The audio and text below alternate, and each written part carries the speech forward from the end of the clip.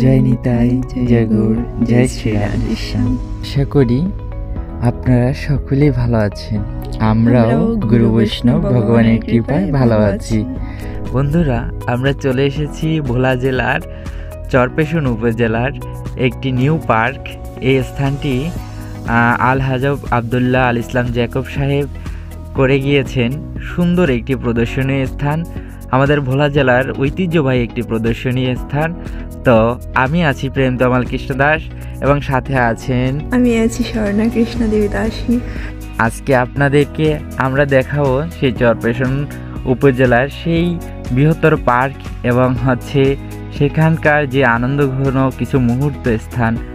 আর সেই জ্যাকব টাওয়ারে আমি এবং স্বর্ণা উঠেছিলাম, খুব আনন্দ করেছি এবং সেখানকার যে প্রদর্শনী স্থানগুলি অত্যন্ত সুন্দর এবং আনন্দঘন স্থান। আর সেখানে আপনাদের সাথে আমরা কিঞ্চিত মাত্র শেয়ার করার জন্য এবং আপনাদের সাথে সেই প্রদর্শনী স্থানটি উপভোগ করার জন্য আমরা এসেছি। তো চলুন বন্ধুরা, একই সাথে সেই স্থানটি দর্শন করি। ওই যে দেখতে পাচ্ছেন, ওটি হচ্ছে জ্যাকব টাওয়ার, 18 তলা বিশিষ্ট ওই টাওয়ারটি। এবং ওই টাওয়ারের থেকে সমস্ত চরপেশন তথা এবং আশেপাশে অন্যান্য যেই স্থানগুলি আছে সেগুলো দেখা যায়। এবং নিচে এই সমস্ত যে শিশু পার্কটি ওটা দেখা যাচ্ছে।